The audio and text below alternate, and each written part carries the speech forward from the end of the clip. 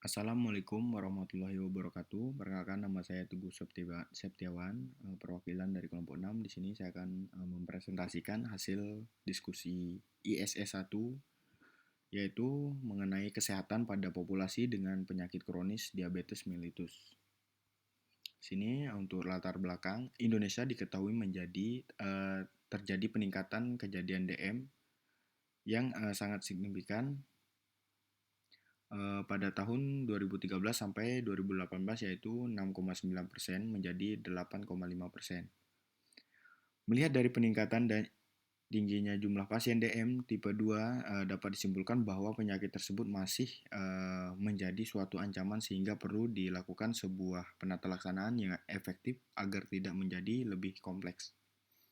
Permasalahan yang dialami pasien DM tipe 2 dapat dikurangi apabila pasien mempunyai kemampuan dan pengetahuan yang maksimal dalam mengontrol penyakitnya. Baik, di sini untuk hasil diskusi dari kelompok 6. Di sini yang pertama, insidensi dan prevalensi diabetes mellitus.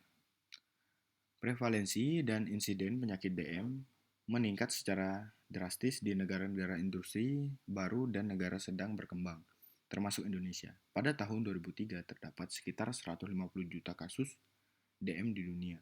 Pada tahun 2025 diperkirakan jumlahnya meningkat 2 kali lipat dan jumlah penderita DM di Indonesia diprediksi 12 juta jiwa pada tahun tersebut.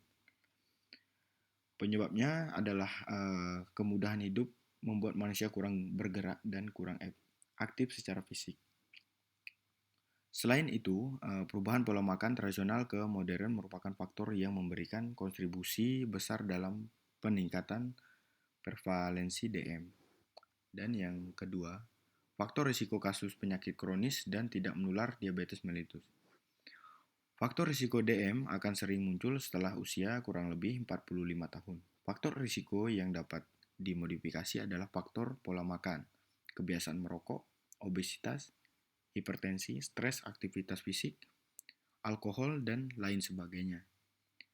Ada kaitan obesitas dengan kadar glukosa darah, di mana IMT lebih dari 23 dapat menyebabkan peningkatan glukosa darah. Selanjutnya sini yang nomor 3, penata laksanaan yaitu pencegahan pengendalian penyakit kronis di komunitas diabetes mellitus. Upaya pengendalian faktor risiko penyakit DM tipe 2 yang telah dipromosikan adalah aksi cerdik, yaitu dengan melakukan yang pertama A. Cek kesehatan secara teratur untuk mengendalikan berat badan, periksa tekanan darah, gula darah, dan kolesterol secara teratur. Dan yang B. Enyahkan asap rokok dan jangan merokok. Dan yang C. Rajin melakukan aktivitas fisik minimal 30 menit sehari. Dan yang D. Diet seimbang dengan mengkonsumsi makanan sehat dan bergizi seimbang. Dan yang E. Istirahat yang cukup. Dan yang F. Kelola stres dengan baik dan benar. Selanjutnya yang keempat, program kebijakan pemerintah dalam mengendalikan penyakit kronis diabetes mellitus. Pemerintah Indonesia melalui BPJS meluncurkan program untuk mengendalikan penyakit DM yang diberi nama Program Pengendalian Penyakit Kronis atau PROLANIS. Tujuan dari program ini adalah mengendalikan parameter klinis pasien, mencegah komplikasi, dan meningkatkan kualitas hidup pasien.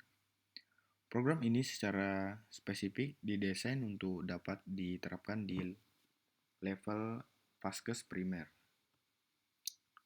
Selanjutnya yang sini yang kelima, yang terakhir, peran perawat komunitas dalam mengendalikan penyakit diabetes mellitus kronis dan tidak menular di masyarakat. Peran perawat komunitas dalam pemberian edukasi diperlukan serta edukator, salah satunya yaitu melalui perawat. Memberikan edukasi kesehatan kepada pasien DM mengenai bagaimana melakukan perawatan diri dan perubahan gaya hidup. Perawat sangat berperan dalam mempengaruhi kesehatan pasien sehingga pasien dapat mencapai peningkatan derajat kesehatan.